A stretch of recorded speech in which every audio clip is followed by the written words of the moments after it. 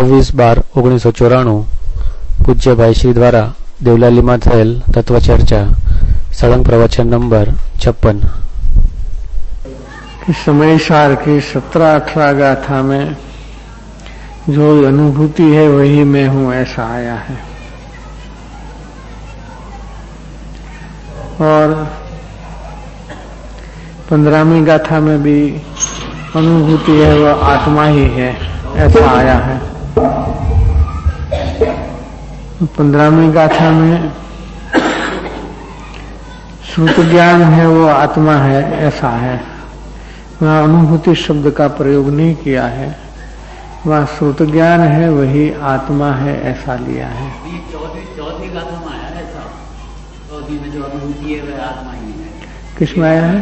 चौथी गाथा जो आप ले रहे हो। 14वीं गाथा में, 14वीं गाथा में तो आया। गलती से लिखा गया 15। हाँ 15वीं में लिखा है वो गलती से लिखा है, 14वीं ले लेने जब तो ठीक है। 14वीं गाथा में अनुभूति है वह आत्मा ही है ऐसा कहा, तो वहां तो शुद्ध नय का विषय चला है 14वीं गाथा में। तो वहां तो शुद्ध नयात्मक जो अनुभूति है वो बात है, जबकि 17-18 गाथा में वो बात नहीं है। 17-18 गाथा में तो अनुभूति स्वरूप भगवान आत्मा सबको अनुभव में, आबाल गोपाल को अनुभव में आ ही रहा है। हाँ उसके पहले है। हाँ उसके पहले भेद ज्ञान का प्रकरण चला है कि जो भेद ज्ञान में प्रवीण है वो भेद ज्ञान करते हैं तो किस विधि से करते हैं, तो वहां भेद ज्ञान की विधि का स्टेज है और यहाँ भेद ज्ञान की विधि के फल में जो अनुभूति होती है वो बात है। उतना सा अंतर है। फिर से कि जो भेद ज्ञान का प्रयत्न करता है जिसके फल में शुद्धात्मा की दर्शन ज्ञान चारित्र की उपपत्ति, मैंने उत्पत्ति लिया है, तो पहले भेद ज्ञान है जिसके फल में श्रद्धा ज्ञान चारित्र पैदा होता है। तो वहां प्रयास के रूप में विवरण चला है कि जो भेद ज्ञान में कुशल है तो वो किस प्रकार से किस विधि से भेद ज्ञान करता है। प्रयोगात्मक लेना, परिणमनात्मक, विकल्पात्मक नहीं लेकर के परिणमनात्मक लेना। तो परिणमन में क्या लेंगे कि जो ज्ञान वेदन है सो ही मैं हूं, उस तरह से वो प्रयास करता है। तो उस प्रयास करने से आत्मज्ञान की प्राप्ति होती है, उससे उत्पन्न जो आत्मज्ञान और आत्मज्ञान से उत्पन्न जो श्रद्धान, ऐसा ज्ञान पूर्वक श्रद्धान वहां जो होता है, उस तरह से एक विधि का विषय चला है। वहां जो ज्ञान वेदन है वो पर्याय रूप है, अंतरंग पहलू जो चर्चा सामान्य ज्ञान, हाँ वो पर्याय रूप, वो पर्याय रूप है। ये 17-18 गाथा में भेद 17-18 गाथा में अनुभूति की बात 2 जगह आती है। तो पीछे वाली जो आती है वो तो सबों के लिए आती है, वो उसमें भी ज्ञान वेदन वाली बात है, लेकिन अज्ञान दशा में है। यहाँ जो मुमुक्षु है, मोक्षार्थी है, इसकी बात चली। 17-18 गाथा में मोक्षार्थी मैंने जिसको मोक्ष पद का लक्ष्य निर्धारित हुआ हो, पूर्णता का लक्ष्य हो गया हो, वही मोक्षार्थी है। उसके पहले ऐसा लक्ष्य नहीं बंधा हो, उसके पहले सभी जीव संसारार्थी है, कोई मोक्षार्थी नहीं होता है। अनादि से जीव संसारार्थी तो है ही, संसार का प्रयोजन ही साधता है, धर्म करके भी संसार का प्रयोजन साधता है, धर्म साधन करके, बाह्य साधन करके। जब कोई जीव मोक्षार्थी होता है, मोक्ष कामेण ऐसा लिया है, जिसकी मोक्ष की ही कामना है एकमात्र, उसके लिए जिसका प्रयास है, इसको कहते हैं कि पूर्णता का लक्ष्य जिसने बांधा है। वही जीव वेद ज्ञान करने के लिए समर्थ है, उसकी भेद संवेदन शक्ति खुलती है। समय सार की 97 गाथा में ऐसा लिया कि अनादि से जीव की भेद संवेदन शक्ति बिड़ाई गई है। बिड़ाई गई हिंदी में क्या कहते हैं? कुंठित हो गई है। वेद ज्ञान करने की शक्ति कुंठित हो गई है अनादि से। तो इसलिए कोई शास्त्र पढ़ता है और उसको ऐसा लगता है कि मुझे वेद ज्ञान करना चाहिए, लेकिन वो कर नहीं पाता है। विकल्प कर लेता है वेद ज्ञान का, लेकिन परिणामात्मक जो प्रयासात्मक जो वेद ज्ञान है वो कर नहीं सकता है। क्यों नहीं कर सकता है? कि उसकी भेद संवेदन शक्ति कुंठित हो गई है। जब कोई जीव मोक्षार्थी होता है, मोक्ष का निर्धार करता है, लक्ष्य करता है, ध्येय करता है, उनको भेद ज्ञान का वास्तविक प्रयास करने का की सक्षमता आती है। एबिलिटी जिसको कहते हैं, वो एबल ही नहीं है वेद ज्ञान करने के लिए। इसके पहले मोक्षार्थी हुए बिना या मोक्ष का पूर्णता का लक्ष्य हुए बिना कोई वेद ज्ञान कर नहीं सकता। वेद ज्ञान को समझने का विचार विकल्प कर सकता है, लेकिन वेद ज्ञान नहीं कर सकता, प्रयोगात्मक नहीं कर सकता। जो मोक्षार्थी है वो वेद ज्ञान करेगा तो कैसे करेगा, इसका विवरण बिल्कुल 17-18 गाथा में है कि इस प्रकार से अगर कोई प्रयोग करेगा तो कि जो अनुभूति है वही मैं हूं, उसको आत्मज्ञान बोला है। उसका आत्मज्ञान से उत्पन्न जो आत्म श्रद्धान, सम्यक श्रद्धान, ऐसे एक साथ ज्ञान पूर्वक श्रद्धान एक साथ पैदा होता है, तो वहां प्रयोग कैसे होता है वो प्रयोग का विवरण है 17-18 गाथा में। और 14वीं गाथा में तो जिसको अनुभूति संपन्न जो है, जो शुद्ध नयात्मक है, मैंने निर्विकल्प दशा में जो है, उसी का वर्णन लिया है 14वीं गाथा में। वो शुद्ध नई स्वरूप ही है, वहां नई प्रकट हो गया उसको, वहां नई प्रकट होने की पूर्व भूमिका है। बस उतना अंतर लेना 2 गाथा के बीच में। अलिंग ग्रहण के 20वें बोल में शुद्ध पर्याय भी अनुभूति वही आत्मा है, तो यहाँ अनुभूति का क्या अर्थ है? वहां अलिंग प्रवचन सार के 172 गाथा में एक शब्द के 20 अर्थ निकाले हैं आचार्य महाराज ने, अमृत चंद्राचार्य। तो उसमें बात जो 18, 19, 20 3 बोल में जो अलग अलग बात है, उसमें गुण भेद का निषेध करके त्रिकाली का आदर किया, पर्याय भेद का निषेध करके भी त्रिकाली का आदर किया। 2 बात तो किया। अगर तीसरी बात नहीं कहते तो जो पड़खा कहना चाहिए वो रह जाता है। तो इसी इरादे से उन्होंने तीसरी बात वो कही कि जो शुद्ध पर्याय है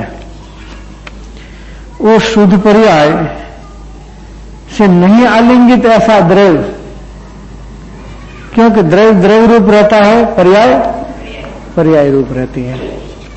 क्योंकि सारा जो ज्ञेय अधिकार है वो द्रव्य गुण पर्याय का जो द्रव्यानुयोग के सिद्धांतों को है उसको खोलने का अधिकार चला है।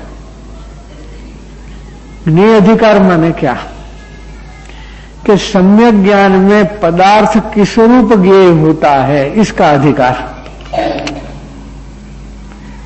जिसको सम्यक ज्ञान होता है उसको अपने ज्ञान में पदार्थ का ज्ञान द्रव्य गुण पर्यायात्मक किस तरह होता है, किस तरह झलकता है, ज्ञेय रूप पदार्थ कैसा होता है, वो बताने के लिए ज्ञेय अधिकार ज्ञान प्रधानता से लिखा है। उसमें ये 172वीं गाथा जो है उसमें वो बात चली कि आत्मा जो शुद्धात्मा है वो तो किसी लिंग से, किसी चिन्ह से पहचाना नहीं जाता। उसके अलग अलग विवक्षा के अर्थ करते हुए 20वें बोल में वो कह रहे हैं कि जो अनुभूति रूप आत्मा, जो शुद्ध पर्याय है वो तो अनुभव में आती है, मैंने भोगने में आती है। तो उतना ही हमारा आत्मा है। उतना आत्मा कहकर के त्रिकाली सामान्य को भी वहां गौण किया है, त्रिकाली सामान्य को गौण किया है। अब देखिए कि हम कभी त्रिकाली को गौण नहीं करते, पर्याय को ही गौण करते हैं, जबकि शास्त्र में ऐसी विविक्षा आती है कि यह त्रिकाली गौण है और पर्याय मुख्य है।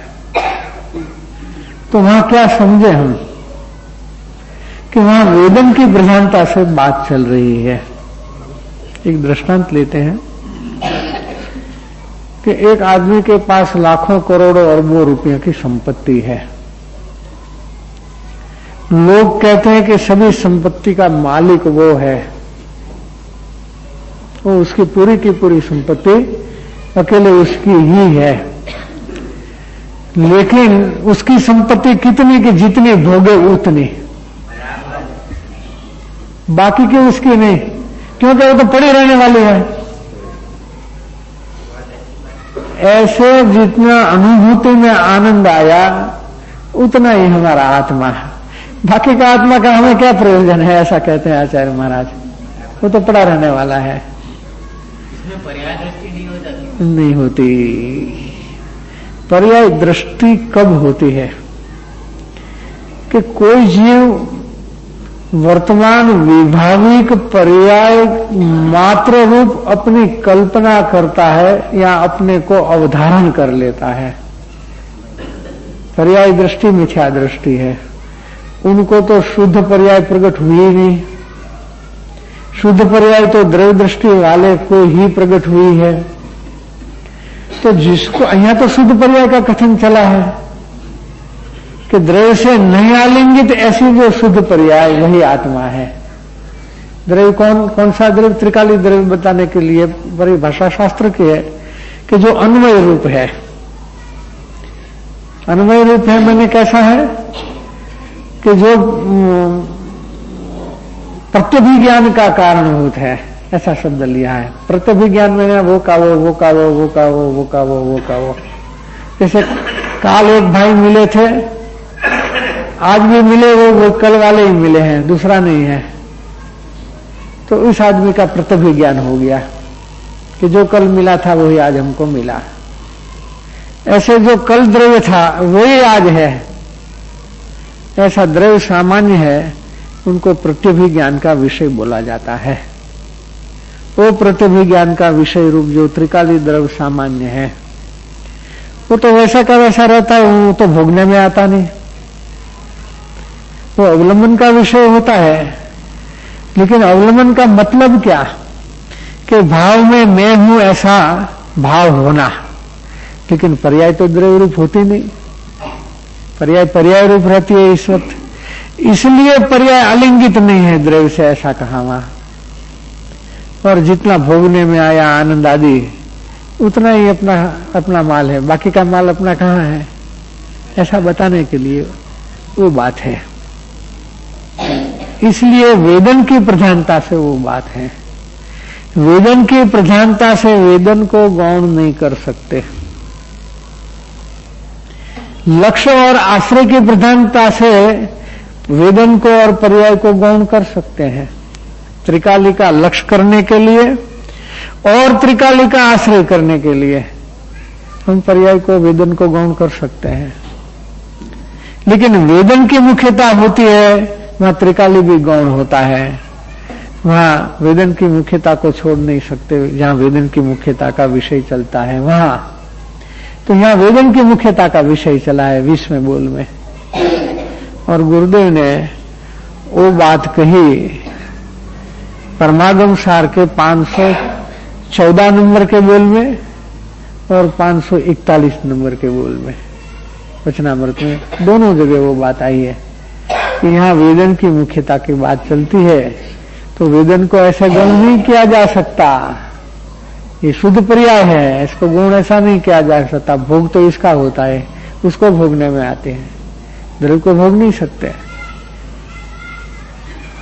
तो ऐसा भी एक विविक्षा जो चलती है वो शुद्ध पर्याय के लिए सम्यक है। वहां पर्याय दृष्टि होने का कोई सवाल नहीं होता है। पर्याय दृष्टि तो विभाविक पर्याय को अपने रूप मात्र उदाहरण कर लेना, उसी का नाम, उसी कल्पना का नाम पर्याय दृष्टि है।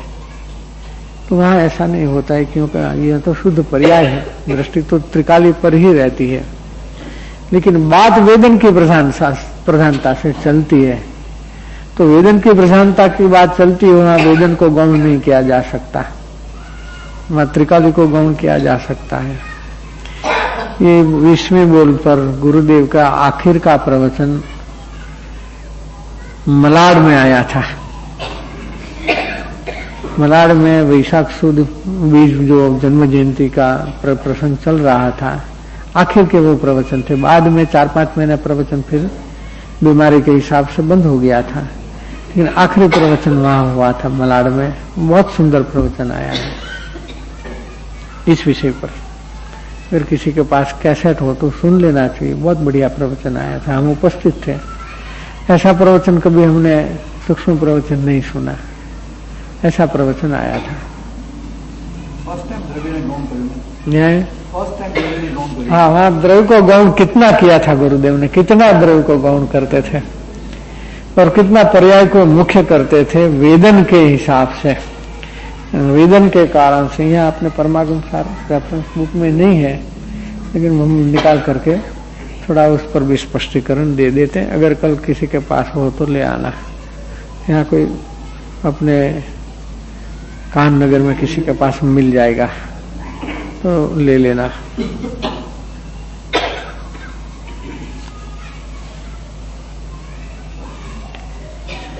નિવૃત્તિ ક્ષેત્રમાં પ્રેક્ટિકલ પરિણામ કયા પ્રકારે હોવું જોઈએ? નિવૃત્તિ ક્ષેત્રમાં કે પ્રવૃત્તિ ક્ષેત્રમાં પ્રેક્ટિકલ તો કરવો જ જોઈએ. પ્રેક્ટિકલ ન કરવો હોય એને માટે શાસ્ત્ર સ્વાધ્યાય નિરर्थक जैसे जिसको प्रयोग करना हो सुन करके पढ़ करके उनके लिए ही सुनना पढ़ना स्वाध्याय सार्थक हो सकता है। जिसको प्रैक्टिकल नहीं करना है उसके लिए वो व्यर्थ की बात हो जाएगी। चाहे हम प्रवृत्ति क्षेत्र में हो चाहे निवृत्ति क्षेत्र में हो। और प्रैक्टिकल माने क्या, यानी किस तरह से करना कि जो बात हमारी समझ में आई हो हमारी योग्यता अनुसार उस बात को परिणमन में लागू करने का प्रयास करना। To apply the theory in practice is called practical. Practical की ये परिभाषा है कि थियरी को लागू एप्लीकेशन करना, उसका अमलीकरण करना। जो बात हमारी समझ में आई है उसका हम अमल करने का प्रयास करें, उसको हम प्रैक्टिस कहते हैं और उसको प्रैक्टिकल कहते हैं। तो उस तरह से जो जिसकी योग्यता में समझ में आई हो उसको लागू करने का प्रयास करे, तभी वो बात खरी समझ में आएगी, यानी भावभाषण पूर्वक समझ में आएगी। वरना शब्दार्थ और भावार्थ तो समझ में आ ही जाएगा, किंतु उनका भाव भाषण होगा नहीं, ये बात हो जाएगी। शब्दार्थ भावार्थ का ज्ञान होना समझ होना एक बात है, भाव भाषण होना बिल्कुल दूसरी बात है। भाव भाषण प्रैक्टिकल ज्ञान बिना कभी किसी को आता नहीं है।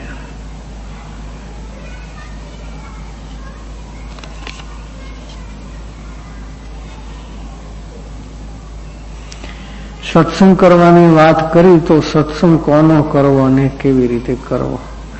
सत्संग गुणी जन का करना, जो अपने से गुणवान हो उसका करना, और सत्संग उसका करना जिसको आत्म कल्याण को के अंतर से भावना हो उसका करना। क्योंकि हमें भी आत्म कल्याण के लिए सत्संग करना है। तो जिसको आत्म कल्याण करना है वो एक विचार वाले होते हैं, एक मार्ग में चलने वाले होते हैं, वो सत्संग के योग्य होते हैं। उसी के साथ सत्संग करना, और किस तरह से करना कि अपने उदय भावों में विरक्त होकर के, रसमंद करके, उदय के परिणामों में, उदय के प्रसंगों में रसमंद करके सरलता से सत्संग करना चाहिए। सरलता माने क्या कि अपने दोष के परिणाम को भी हम निवेदन कर सकें। अगर उतनी सरलता आएगी तो अपना अहम भाव छोड़ने के लिए विनम्रता भी आएगी। सरलता आएगी तो नम्रता आएगी। सरलता आएगी तो जो भी मुद्दे की चर्चा सत्संग में निकलेगी उनमें चर्चा करने में मध्यस्थता भी आएगी। और जो तत्व की विशालता है वो विशालता को ग्रहण करने के लिए विशालता की भी प्राप्ति होगी। ज्ञान में विशालता हो, नम्रता हो, सरलता हो, ऐसे परिणामों के साथ सत्संग की उपासना करने में आती है तो अवश्य उसका आत्म प्रत्ययी फल कुछ न कुछ रूप में आने की संभावना है। और जब हम सरलता से अपने दोषों की चर्चा करेंगे तो आपस में आत्मीयता भी रहेगी। मुमुक्षु साधर्मी जन है तो साधर्मी जन के प्रति परस्पर स्नेह और प्रेम और आत्मीयता होना अत्यंत अत्यंत आवश्यक है। अगर उतना ही हमारे में परिणाम का प्रकार नहीं है तो हम सत्संग के योग्य नहीं हैं। ये बात अवश्य समझनी चाहिए। हम तो कभी मुमुक्षु में आपस में प्रेम की जगह कोई दूसरी बात सुनते हैं तो हमको तो दर्द हो जाता है कि ये क्या हो रहा है।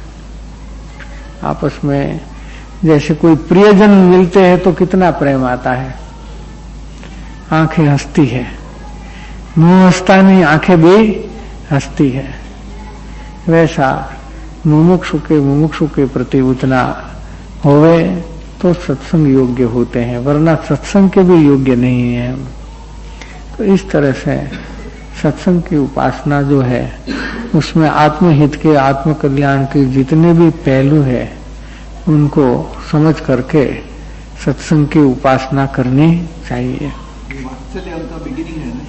हाँ, वात्सल्य, हाँ शुरुआत वहां से, वरना तो वात्सल्य के बिल्कुल उड़ जाएगा, वात्सल्य ही नहीं रहेगा। और जब वात्सल्य निकल जाएगा तो सज्जनता रहेगी कि नहीं रहेगी ये भी एक सवाल हो जाएगा, वो बात हो जाएगी।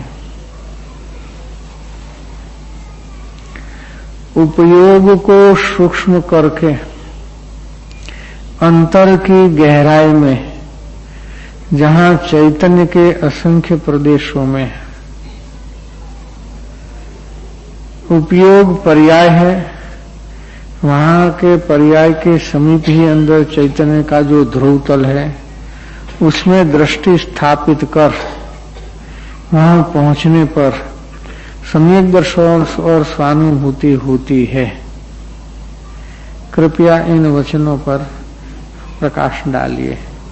ठीक है, वास्तव में तो आपका जो प्रश्न है वो उपस्थित करें तो अच्छा रहेगा, वरना तो क्या है कि कोई किसी भी वचनामृत पर, किसी भी ग्रंथ पर अपन प्रकाश डालने जाएंगे तो एक प्रवचन शैली हो जाएगी जो सुबह चलती है। अब जो हमारा समय है वो शंका समाधान का है। अपने को कोई प्रश्न है आगे बढ़ने में या विचार करने में या प्रयोग करने में, तो उसको विशेषकर हमें शंका के, आशंका के रूप में रखेंगे तो उसका समाधान करने में अपन को ज्यादा लाभ होगा।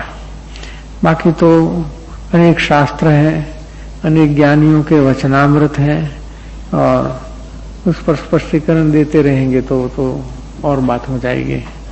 इसलिए प्रश्न का जो प्रकार है वो मुख्य करके ऐसा रखें, वो ज्यादा अच्छा रहेगा। अब ये उपयोग को सूक्ष्म करने की बात है, अंतर में गहराई में जाने की बात है, वो तो जिसको आत्म रुचि प्रकट हुई हो, आत्म कल्याण करने की तीव्र जरूरत लगी हो, उस जरूरत में से जो रुचि उत्पन्न होती है वह उपयोग स्वतः ही सूक्ष्म हो जाता है और वो उपयोग भीतर की गहराई में, अंतर की गहराई में जाने के लिए सक्षम होता है। और वहां पर्याय के समीपी अंदर चैतन्य का जो ध्रुव तल है उसमें दृष्टि स्थापित कर, वो तो बाद स्वरूप निश्चय होने के बाद होता है। उसके पहले सीधा सीधा कोई प्रयोग करता है तो नहीं होता है। वो स्वरूप लक्ष्य जिसको हुआ हो उसकी बात होनी चाहिए। उसमें दृष्टि स्थापित करना, मैंने दृष्टि अस्तित्व को ग्रहण करती है, मैं हूं ऐसा आश्रय भाव ये दृष्टि का कार्य है। और ऐसा जब होता है तो दृष्टि स्थापित हो जाती है और ऐसे होने से सम्यक दर्शन, दृष्टि स्थापित हुई वही सम्यक दर्शन है। और उस काल में जो स्वसंवेदन आया वही स्वानुभूति है।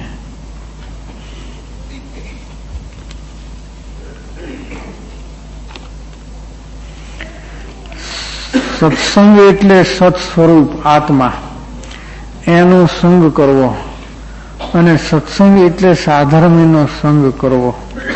ઉપરના બંને અર્થ બરાબર છે કે નહીં અને બંને અર્થ પ્રમાણે શું પ્રવૃત્તિ કરવી યોગ્ય છે તે સમજાવો.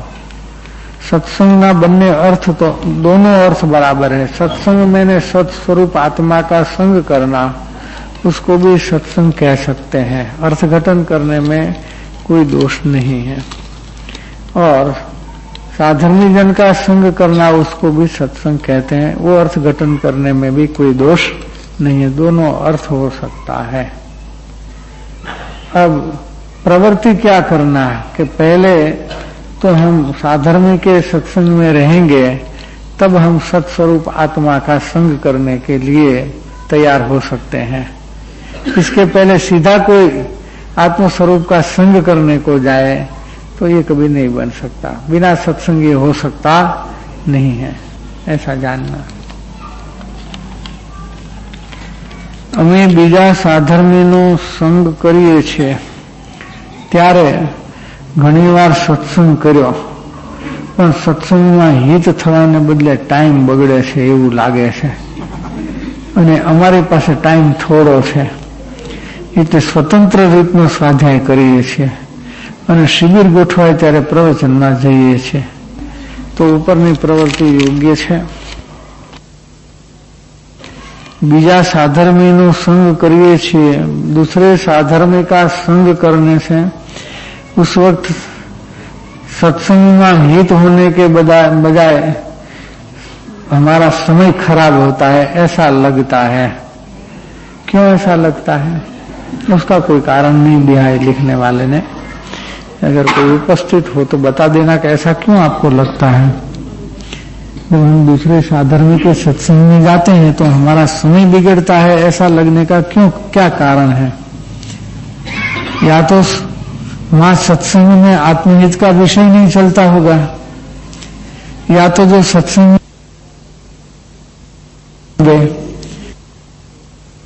हो, तो इसलिए जहां हमारा आत्महित हो उसी प्रकार के सत्संग में जाना चाहिए. आत्महित होवे उस प्रकार का भी. क्यों कि शिविर तो कुछ टाइम में लगती है. खुराक है, जैसे आदमी को रोज खुराक चाहिए, खाना पीना श्वास लेना वो चाहिए, तो इससे ज्यादा जरूरत हमको सत्संग की महसूस होनी चाहिए.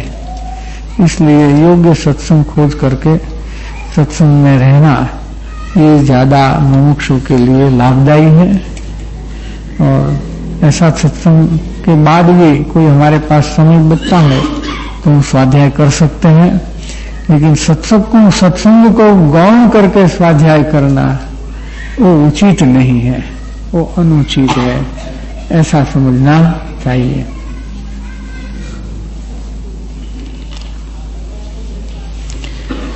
સવારના સ્વાધ્યાયમાં આવેલું જે તન્મન ધનનું સમર્પણ સહેલું છે, પરંતુ પ્રકૃતિનું સમર્પણ થવું જોઈએ. ઉપરોક્ત વચનના સંદર્ભમાં મારા પરિણામના અવલોકન કરવાથી એવું સમજાય છે કે મને મનનું સમર્પણ સહેલું નથી પડતું. ખરેખર મનનું સમર્પણ કોને કહેવાય? મનનું સમર્પણ સહેલું નથી પડતું, એમાં શું પ્રકારની સમજણ છે? અથવા મનનું સમર્પણ કોને કહેવાય એ પ્રશ્ન ઉપરનું સહેલું નથી પડતું એ વાત આવ્યા પછી કેવી રીતે ઉત્પન્ન થઈ છે? યથાર્થતામાં આવવા અર્થે માર્ગદર્શન આપવું. અચ્છા, મનનું સમર્પણ સહેલું નથી એ શેના ઉપરથી લાગ્યું? કેમ કે નીચે પ્રશ્ન ઉઠાવ્યો છે કે મનનું સમર્પણ કોને કહેવાય? તો મનનું સમર્પણ અમુક વાતને કહેવાય, અમુક પ્રકારને કહેવાય, એ માટે સહેલું કે અઘરું એમ નક્કી થયું ને, નહીતર અઘરું સહેલું કેવી રીતે નક્કી થયું? થોડો પ્રશ્નમાં ફરક પડે છે. સર્વ પ્રકારના પરિણામો સત્સંગ પ્રત્યે વળે એને મનનું સમર્પણ સમજાવું છે. એમ નથી બીજે એવું નથી થતું. બીજે ભાવ ખેંચાઈ જતા હોય. અચ્છા, મનનું સમર્પણ કોને કહેવું? મનનું સમર્પણ એ છે કે પોતાની ઈચ્છાને ગૌણ કરીને સત્પુરુષની ઈચ્છાને મુખ્ય કરે. પોતાની ઈચ્છાને ગૌણ કરીને જ્ઞાની પુરુષની ઈચ્છાને મુખ્ય કરે તો એને પોતાના મનનું પણ સમર્પણ કરી દીધું. મારા મનમાં તો આમ ઉગ્યું હતું પણ એમ હવે નહીં, આપ કયો એમ કરવું છે. જેમ તનનું સમર્પણ કરે તો શારીરિક સેવા આપે, ધનનું સમર્પણ કરે તો ધનની સેવા આપે, ધન સમર્પણ કરે, ધનનું દાન કરે. એમ મનનું સમર્પણ પોતાની ઈચ્છાને ગૌણ કરે, પોતાના મનને ગૌણ કરી નાખે. ત્યાં સુધી સહેલું છે, वहां तक हो सकता है, लेकिन प्रकृति को छोड़ना उतना आसान नहीं है. वो प्रकृति को छोड़ना तो कब होता है कि जब आत्म कल्याण की सही यथार्थ भावना होती है तो सीधा प्रकृति पर असर आता है. तो प्रकृति उसकी जोर नहीं कर सकते,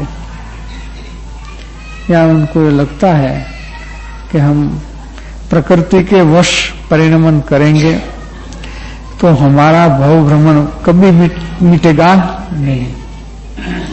ऐसा लगने से प्रकृति को छोड़ने के लिए अभिप्राय में जो आ जाता है उसको कहते हैं कि प्रकृति का भी समर्पण करने के लिए वो तैयार है.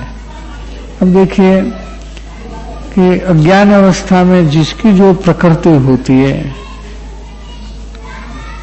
वो अपने को ऐसा ही मानता है कि देखो भाई हम तो गुस्से वाले हैं, हमारे साथ ऐसी बात होगी तो हमारा तो गुस्सा कंट्रोल में नहीं रहेगा, ऐसा बोलते हैं ना आदमी. तो वो अपने को मानता ही ऐसा है दृष्टांत के रूप में कि हम तो गुस्से वाले हैं. तो मतलब वो जो प्रकृति है उसको ही आत्मा मानते हैं. तो यह आत्मसमर्पण हो गया. आनंद जी ने गाया ना कि सच्ची पूजा किसको कहती है? कि आत्म अर्पणा को पूजा कहते हैं.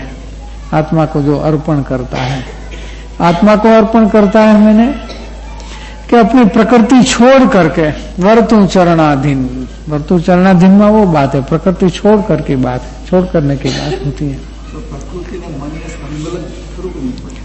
हाँ, लेकिन मन एवं शू है, प्रकृति के भाव के साथ मन जुड़ा हुआ है, परंतु इसके अलावा भी मन की तो प्रवृत्ति होती है, अनेक प्रकार की इच्छा होती है. वो मन है, हमारा मन में तो आज ऐसे कि हमको तो आज खीर खाना है, लेकिन प्रकृति ऐसे नहीं होती है.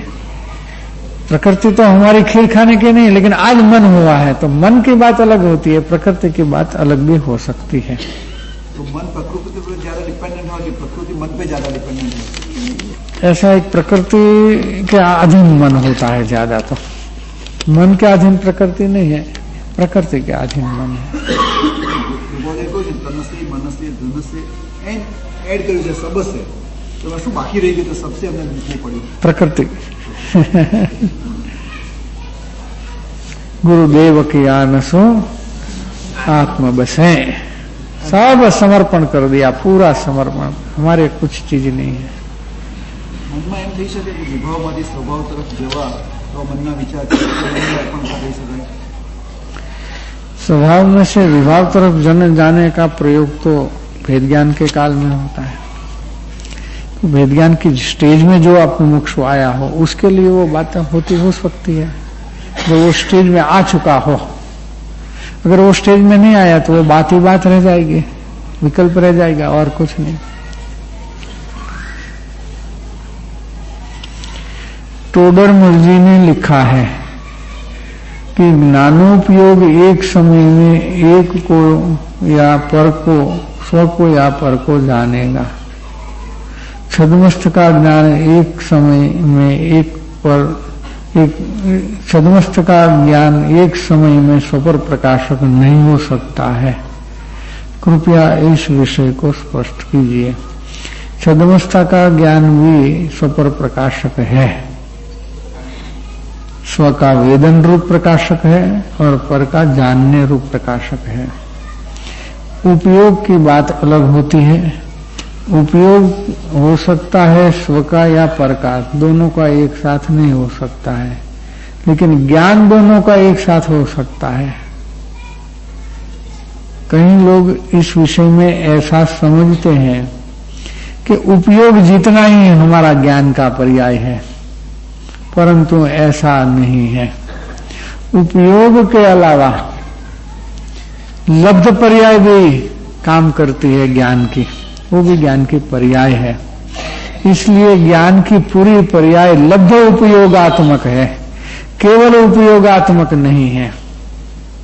जैसे हम दृष्टांत लें कि ज्ञानी शास्त्र पढ़ते हैं तो इसका उपयोग शास्त्र पढ़ने में है।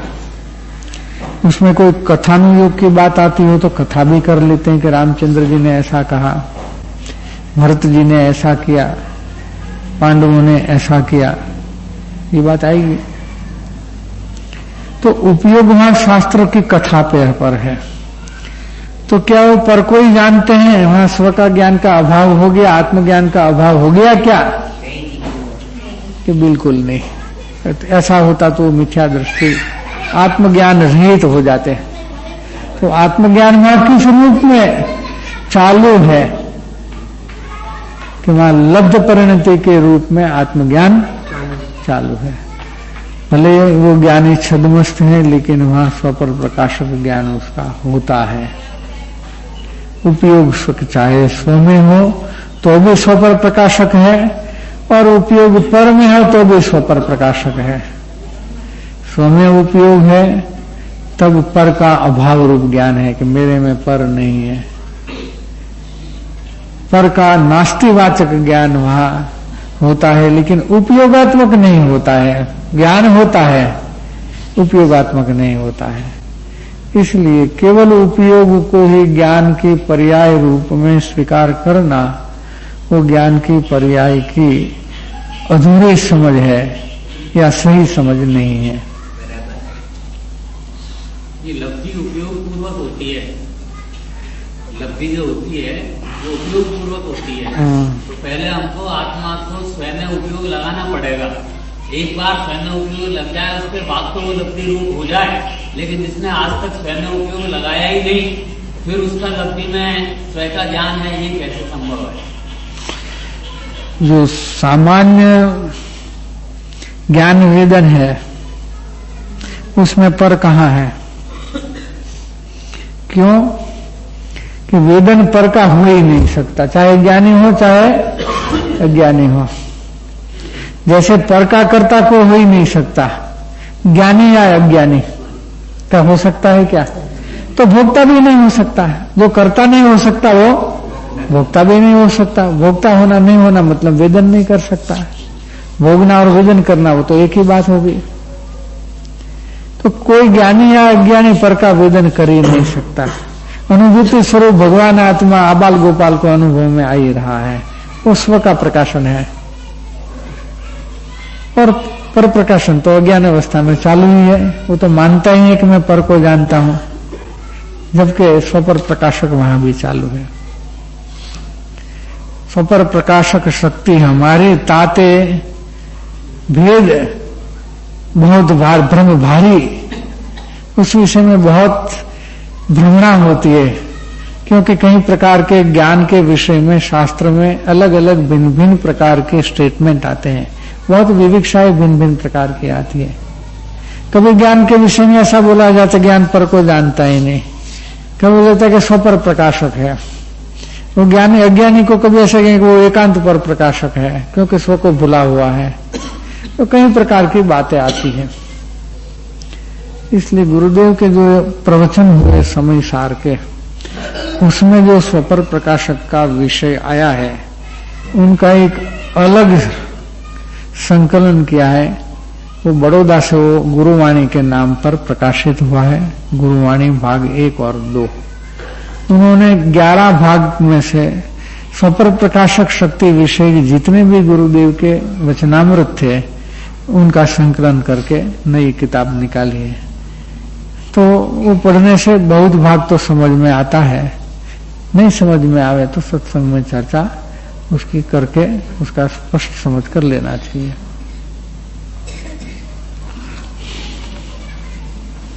अच्छा, आपकी जो बात थी कि उपयोग पूर्वक लब्धि होती है, वो हमेशा ऐसा नहीं होता है। कभी कभी कोई लब्धि का भी उपयोग होता है। लब्धि का उपयोग? हाँ, लब्धि का उपयोग कैसा होता है बताएं आप।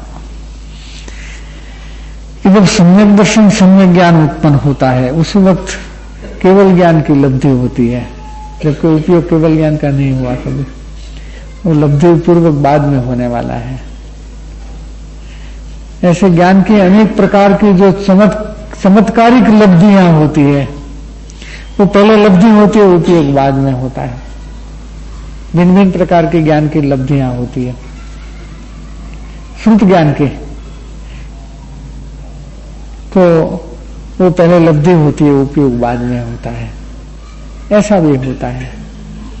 और जो लब्ध परिणति रूप में ज्ञान होता है वो एक्वायर्ड नॉलेज होने से पहले उपयोग होता है फिर लब्ध होता है, वो प्राप्त ज्ञान बोला जाता है, उसको प्राप्त ज्ञान बोला जाता है। जैसे कि हम अभी तत्व चर्चा कर रहे हैं, इस वक्त भी हमारा जो जो बिजनेस है उस बिजनेस का हम अच्छी तरह प्राप्त ज्ञान है, लब्ध ज्ञान चालू है हमारा। वो ज्ञान हमारा चला नहीं गया कि हम बिजनेस कैसे करेंगे, वो हम भूल नहीं गए, वो ज्ञान चालू रहता है। जैसे बहनें रसोई बनाती है तो तत्व चर्चा करने में भी उनका उपयोग चलता है, लेकिन रोटी कैसे पकानी, सब्जी कैसे बनानी, खिचड़ी कैसे पकानी, वो ज्ञान उनमें चालू है। वो लब्ध ज्ञान उसमें चला नहीं गया, वो प्राप्त ज्ञान होता है, लेकिन उपयोगात्मक नहीं है। तो ऐसे उपयोग पूर्वक लब्ध होता है, वो भी बात सही है। कभी लब्धि पूर्वक भी उपयोग होता है, ये भी बात सही है। जहाँ जो प्रकरण है वो समझ लेना चाहिए। વિચાર દશાએ કેવું જ્ઞાન વર્તે છે, શ્રદ્ધા દશાએ કેવું જ્ઞાન વર્તે, એમાં લબ્ધિનો ઉપયોગ કરી શકીએ આ શબ્દ પ્રયોગમાં? हाँ, तो जो त्रिकाली केवल ज्ञान स्वरूप है उनको विजुअलाइज करते हैं, वो बात है। वहाँ गुरु देव का वचनामृत है, वहाँ वो बात है।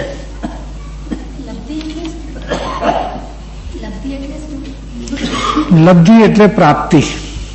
આપણે એના ઉપરથી ગુજરાતીમાં શબ્દ આવ્યો લાભ, આપણે લાભ કહીએ છીએ, અમને લાભ થયો આટલો, એને સંસ્કૃત ભાષામાં લબ્ધિ થઈ એમ કહેવાય છે। મૂળ સંસ્કૃત શબ્દ છે, લબ્ધિ છે। પછી પ્રકરણ અનુસાર એના જુદા જુદા અર્થ છે, પણ લબ્ધિનો સીધો અર્થ છે પ્રાપ્તિ। લબ્ધિ એટલે પ્રાપ્તિ। પછી કઈ રીતે, કોની કેવી રીતે પ્રાપ્તિ, એ વાત પછી બીજો પ્રકરણ ખુલી જાય છે ત્યાંથી। પણ લબ્ધિનો સીધો અર્થ પ્રાપ્તિ થાય છે। શું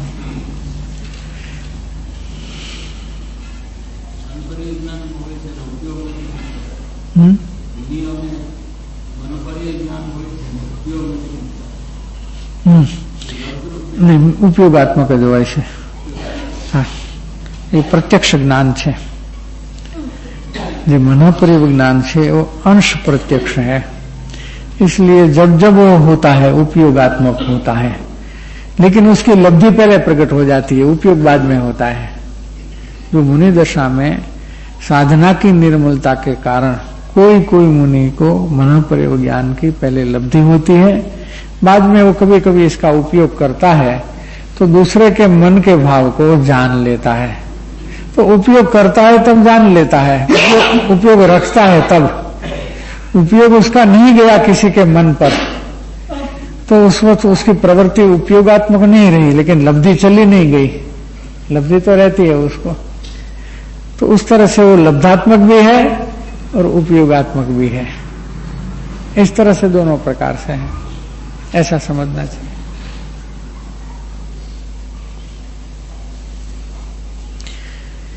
पंडित तोडरमल जी ने मिथ्यात्व को सप्तव्यसन से भी बड़ा पाप बतलाया है।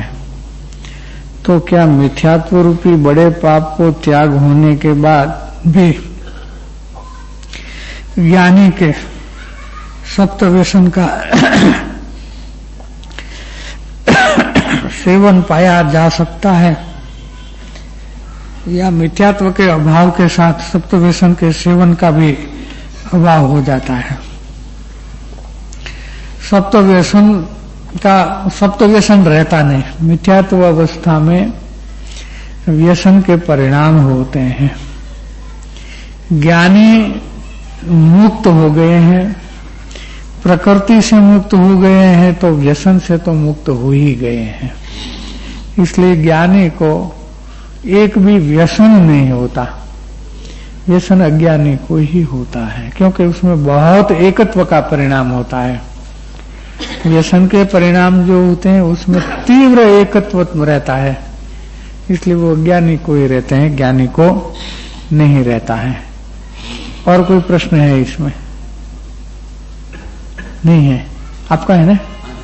हाँ, हम थोड़ा और स्पष्टीकरण देना चाहते हैं, इसलिए आपका तो प्रश्न नहीं है। आप ये कह सकते हैं कि युधिष्ठिर क्षायिक सम्यक दृष्टि चरम शरीरी थे, उसने जुआ कैसे खेला? सप्तव्यसन में एक जुआ भी व्यसन है, जुगार जिसको गुजराती में कहते हैं। तो ज्ञानी जुआ खेलते हैं क्या? ये प्रश्न हो सकता है कि नहीं? ठीक हमने नहीं उठाया है, लेकिन थोड़ा और स्पष्टीकरण दे दें कि जुआ के परिणाम तो अवश्य हुए और जुआ खेले भी, लेकिन व्यसन नहीं था।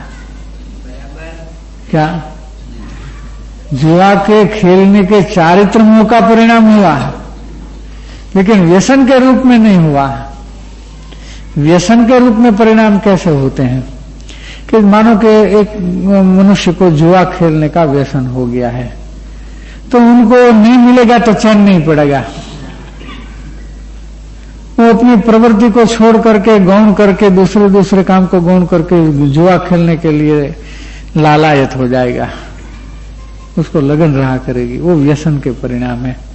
ऐसे परिणाम बार बार उनको आते ही रहेंगे, जब वो जुआ नहीं खेलेगा तो भी आते ही रहेंगे, जबकि ऐसे व्यसन के परिणाम ज्ञानी को नहीं होता। कभी खेल लिया अलग बात है, वो चारित्रमोह का दोष है, लेकिन वो व्यसन के रूप में नहीं हुए परिणाम। ऐसा होता है। ये व्यसन को अनीति कह सकते हैं, ये जो जुआ है इसको अनीति कह सकते हैं क्या? हाँ, अनीति है, व्यावहारिक तो अनीति है। नीति के प्रकरण में वो अनीति है। मिथ्यात्व सबसे बड़ा पाप है, फिर इसको 18 नंबर क्यों दिया? छोटे मोटे पाप जो है वो सब बता दिए और इसके सबसे बड़ा पीछे लिख दिया। यूजुअली पहले लिखते हैं जो सबसे खराब है, हिंसा।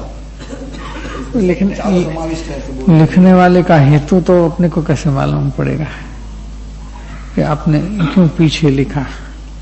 क्यों कि दोनों प्रकार की पद्धति है।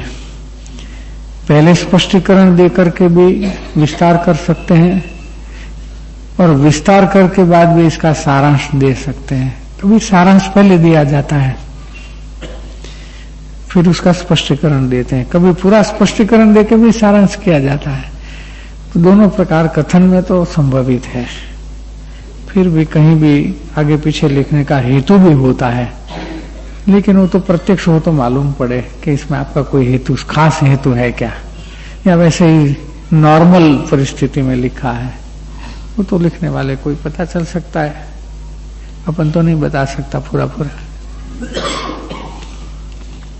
या उसमें कोई नियम नहीं है कि पहले लिखना चाहिए या पीछे नहीं लिखना चाहिए, ऐसा कोई नियम नहीं है। पहले भी लिख सकते हैं और पीछे भी लिख सकते हैं। बिल्कुल ऐसा होता है जो सबसे बड़ी इंपॉर्टेंट चीज जो मन में पहली आती है, लिखने में पहली आती है, बोलने में पहली आती है, और ये सबसे खराब पाप है, 13-17 पाप से भी ज्यादा खराब है, फिर भी इसको लास्ट नंबर है। इसलिए सामान्य जनता को 18वां पाप सारा का बहुत से ख्याल नहीं है। इसलिए हाँ, वो विषय में आम जनता को कम ख्याल है, वो बात जरूर है, लेकिन एग्जैक्ट कारण तो नहीं बता सकते।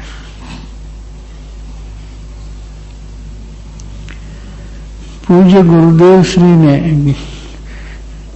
ज्ञानी माने અને બીજા જ્ઞાનીને અજ્ઞાની માને તે મુમુક્ષુને પૂજ્ય ગુરુદેવ શ્રીની ઓળખાણ બરાબર કહેવાય, અથવા કોઈ અજ્ઞાનીને જ્ઞાની માને અને પૂજ્ય ગુરુદેવ શ્રીને જ્ઞાની માને તો તે મુમુક્ષુને ગુરુદેવ શ્રીની ઓળખાણ બરાબર કહેવાય કે નહીં?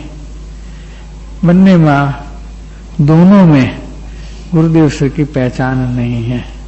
जो गुरुदेव श्री को पहचानते हैं वो दूसरे ज्ञानी को भी ज्ञानी मानेगा, अज्ञानी नहीं मानेगा, और किसी अज्ञानी को ज्ञानी भी नहीं मानेगा। दृष्टांत रूप में ले सकते हैं कि जिसको हीरे की परख है वो कांच को हीरा कभी मानेगा नहीं। कांच को जो हीरा मानता है उसको हीरा की परख नहीं है। बात ऐसी होती है। इसमें क्वेश्चन उठता है बोलो। कि गुरुदेव ने पहले किसी को ज्ञानी घोषित किया, बाद में हाँ, उसमें अपन पूरा प्रकरण नहीं जानते हैं, इसलिए अपने को गुरुदेव पर भी प्रश्न चिन्ह लग जाता है और अभक्ति हो जाती है। घटना कोई ऐसी घटी थी, लेकिन वो बात जो भीतर से पूरी घटना को जो नहीं जानते हैं और जो गुरुदेव को नहीं पहचानते हैं उनको गुरुदेव पर प्रश्नवाचक चिन्ह खड़ा होता है। लेकिन मुमुक्षु को बिना पहचाने भी, ओग संज्ञा में भी ऐसा अभिप्राय रखना चाहिए कि जब गुरुदेव ने जो भी बात कही वो सही है। हम समझ नहीं सके वो अलग बात है। तो वो बात थी, कोई व्यक्तिगत बात थी, वो व्यक्तिगत बात की चर्चा सभा में करनी योग्य नहीं होती, इसलिए इसकी चर्चा हम नहीं करेंगे। और हमारी चर्चा का ये डिसिप्लिन रहेगा, शिस्त रहेगा कि हम किसी व्यक्ति की चर्चा कहीं भी कभी भी यहाँ नहीं कर सकते, नहीं करेंगे। उतना डिसिप्लिन रखना है हमको।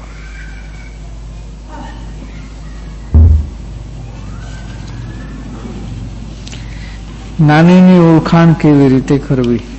સવારે પ્રશ્ન પૂછનાર સ્વાધ્યાયમાં હતા કે નહીં? કોઈ પ્રશ્ન કર્યો છે એક લીટીમાં? સવારના સ્વાધ્યાયમાં તો ઘણો વિસ્તાર આવી ગયો છે। ઓળખાણ કેવી રીતે નથી થતી? ઓળખાણ કરવા માટે માત્ર જે જ્ઞાનીને ઈચ્છે છે તે જ્ઞાનીને ઓળખે છે, એટલો સંક્ષેપ પણ ઘણો છે। એટલું વિચારવું રહે છે કે માત્ર જ્ઞાનીને આપણે ઈચ્છીએ છીએ કે જ્ઞાનીને પણ ઈચ્છીએ છીએ અને બીજા આપણા સંયોગને પણ, અનુકૂળતાઓને પણ ઈચ્છીએ છીએ, આટલો વિચાર કરવાનો રહે છે।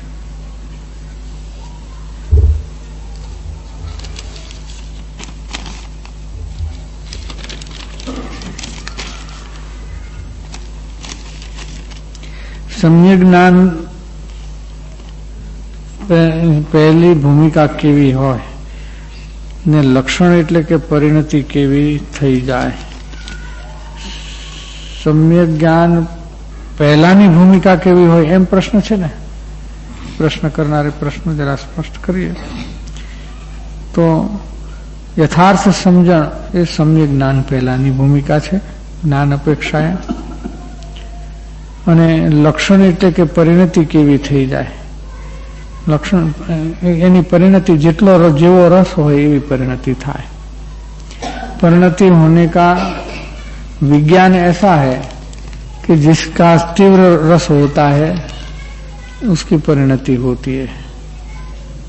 वो एक साइकिल जैसी बात है।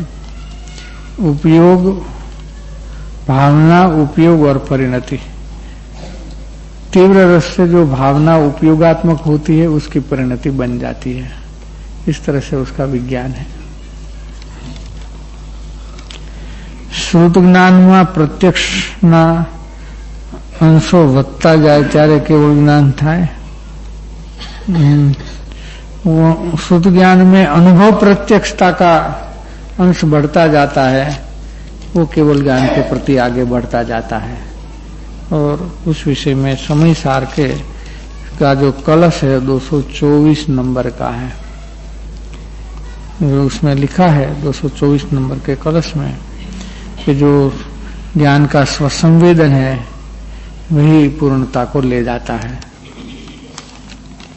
नानम अतीव प्रकाशते, ऐसा करके लिया है।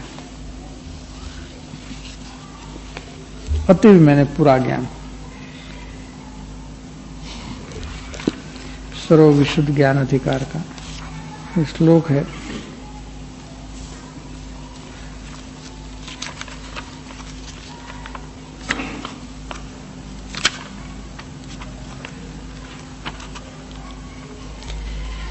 ज्ञानस्य संचेतनया एव नित्यं प्रकाशते ज्ञानम अतीव शुद्धम। क्या कहते हैं कि ज्ञान का जो स्वसंवेदन है, जो प्रत्यक्ष अंश के रूप में होता है, वो अतीव ज्ञानम अतीव शुद्धम प्रकाशते, वो अतीव मैंने पूर्ण केवल ज्ञान को प्रकाशन करने का एकमात्र प्रोसेस होता है। उस तरह से लेना नहीं, वो 224 नंबर का कलश है। ज्ञानस्य संचेतनया एव, संचेतन मैंने वेदन, ज्ञान का वेदन से, नित्यम मैंने लगातार रहने से, प्रकाशते ज्ञानम अतीव शुद्धम, शुद्ध ज्ञान प्रकाशित होता है, मैंने पूर्ण ज्ञान प्रकाशित होता है। वो 2 चरण में लिया है।